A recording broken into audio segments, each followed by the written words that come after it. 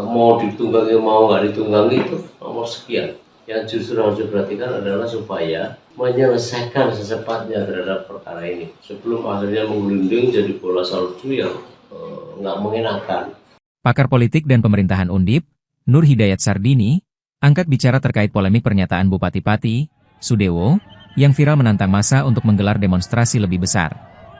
Menurut Nur Hidayat, situasi ini mencerminkan semakin lebarnya jarak antara pemerintah sebagai penguasa dan rakyat yang dipimpinnya. Ia menilai, pemerintah semestinya mengayomi dan merespons aspirasi rakyat secara bijak, bukan justru menantang. NIJS mengaku mendengar bahwa respon elit pemerintahan, termasuk Presiden, menunjukkan isu ini sudah dianggap mengganggu. Meski mengkritik keras pernyataan Sudewo, NIJS menilai langkah pemakzulan bukan solusi terbaik. Kecenderungan sekarang antara penguasa, pemerintah, negara, dengan yang dikuasai rakyatnya itu berjarak makin jauh. Karena mereka itu hanya mendesakkan kepentingannya. Entitas negara dengan rakyat itu makin menganga jurangnya itu oleh banyak sebab. Tapi satu yang paling penting adalah kurangnya memahami bahwa tugas negara itu mengayomi rakyatnya. Jika rakyatnya ada masalah lalu mengadukan, seidealnya adalah ditanggapi dengan baik, bukan kemudian malah ditantang. Akan halnya Bakti mengatakan bahwa ya kalau demo jangan 50, jangan 5.000 aja, 50.000 lah, kira-kira begitu. Itu kan bentuk dari arogansi yang sangat tidak tepat buat seorang pemimpin. Jadi orang mengukur dari banyak tidaknya mereka yang mengajukan aspirasi, bukan dari kualitas aspirasi itu sendiri. Idealnya bupati harus mengevaluasi itu. Nah, kalau seperti yang kedua, kan hari ini pun kapasitas daya beli masyarakat sedang jatuh-jatuhnya. Keadaan sekarang tidak gampang untuk cari uang karena perputaran roda uang itu juga makin terbatas. Hanya dengan gampang dimiliki oleh mereka yang punya uang. Dalam kaitan itu, saya kira bupati ini kurang peka terhadap nurani rakyatnya. Mereka menganggap bahwa demonstrasi itu justru dianggap sebagai tantangan. Dan dia menantang balik terhadap itu semua. Karena jumlah tadi itu. Padahal sedikit banyaknya seorang pemimpin yang mendengar akan aspirasi rakyat, dia harus mampu mengakomodasi, minimal didengarkan dulu lah, jangan langsung dibalas dengan menantang seperti itu. Dalam banyak kesempatan bupati kan begitu. Akhirnya apa? Ibarat pepatah itu nawis tugel raiso tilas, ya gelas. Kalau sudah begitu ya legitimasi bupati sudah jatuh. Karena legitimasi itu daya penilaian rakyat akan moralitas seorang pemimpin. Nah, saya rasa keadaan ini menurut saya justru harus diakhiri, dimulai dari sumbernya. Sumbernya apa? Ya dari bupati. Saya kira mereka rakyat akan ikut aja kalau bupatinya benar gitu ya. Padahal ini kan bupati belum lama kan ya, baru beberapa bulan dilantik sebagai kepala daerah. Buat saya pelajaran betul buat bupati, buat DPRD, buat masyarakat pada umumnya. Saya juga menyoroti kenapa DPRD kok nggak bisa menjadi jembatan ya, padahal itu penting.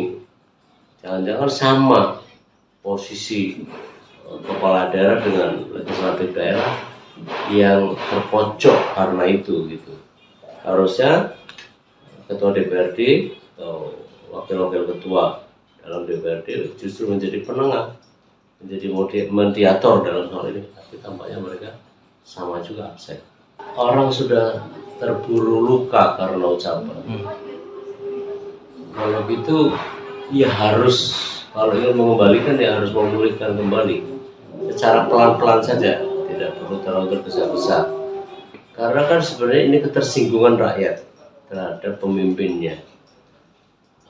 Dikira bahwa orang yang tersinggung itu hanya legislatif elitnya atau eksekutif elitnya, tapi juga rakyat bisa tersinggung. Dan ketersinggungan rakyat itu mengakumulasi.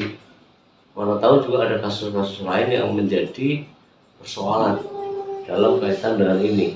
Gitu. Saya rasa bupati harus sadar bahwa dia harus secepatnya memperbaiki diri, mengubah.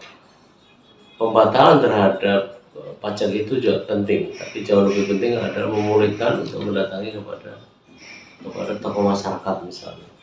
Konsep ya atau paradigma lama yang selalu menempatkan setiap demonstrasi itu ditunggangi. Ini juga nggak akan menyelesaikan masalah, karena justru bagian dari upaya menantang, gitu ya. Yang paling bijak adalah ya dipahami saja itu, mau ditunggangi mau nggak ditunggangi itu nomor sekian. Yang justru harus diperhatikan adalah supaya menyelesaikan secepatnya terhadap perkara ini, sebelum akhirnya menggelinding jadi bola salju yang nggak mengenakan. Saya dengar juga ada respon dari pimpinan elit di atasnya, termasuk presiden, punya perhatian terhadap ini. Itu artinya problem ini dinilai oleh struktur kekuasaan pemerintahan di atasnya telah dianggap mengganggu, gitu ya. Ya karena gangguan itulah kemudian ya akhirnya seperti itu. Nggak berusaha merendah hati saja, tapi meninggi hati, sehingga itu seperti menantang. Orang tersinggung atau marah rakyat itu kemudian ditantang, ya makin seru lah, makin tidak proporsional jadinya gitu. Saya rasa dalam situasi begini susah ya. Dalam situasi begini pertama-tama calming down, menurunkan tensi aja dulu, sampai mengendapkan pikiran. Beberapa kali kan bupati didampingi oleh Forkominda ya, saat kemudian melakukan press conference, faktanya juga masih berlangsung panas. Jadi artinya jangan membawa tokoh-tokoh yang berbau represi, walaupun itu biasa sebenarnya, tapi karena alerginya rakyat terhadap pemimpin yang berbau represi, ya mendingan ulama-ulama yang diajak ngobrol, yang diajak untuk bisa conference, bukan aparat gitu ya. Saya kira aparat nggak akan membantu kalau dia merasa tidak ada perubahan kan. Nah karena itu ya satu-satunya cara yang paling efektif adalah dengan menggandeng influencer, ya, para pengaruh di situ, atau tokoh masyarakat, tokoh agama. Buat saya itu jauh lebih baik daripada yang seperti ini yang dilakukan. Kalau dia seorang kepala daerah, aspirasi daerahnya akan diperjuangkan. Sedangkan fungsi kepala daerah sebagai penyambung institusional, yaitu nanti dibahas bareng gitu, bersama legislatif. Nah normatifnya saja bahwa semua itu, ya jadi saya kira bupati ini tidak menyadari bahwa reaksi masyarakatnya atau rakyatnya begitu spontan. Ya, seseorang harus mampu menguasai skill keterampilan dia, gitu ya. Kan salah satu tolok ukur dari kompetensi itu kan ada 3. Pertama kemampuan kepemimpinan, yang kedua kepemimpinan manajerial, ya dia bisa memanage. Yang ketiga, dia seorang pemimpin yang dikategorisasi sebagai bapaknya atau ibunya dari semua masalah di daerah itu gitu. Saya kok melihat bahwa human relationnya itu buruk bupati, pesan saya. Karena lihat dari media itu ya seperti itu. Download Tribun X sekarang, menghadirkan lokal menjadi Indonesia.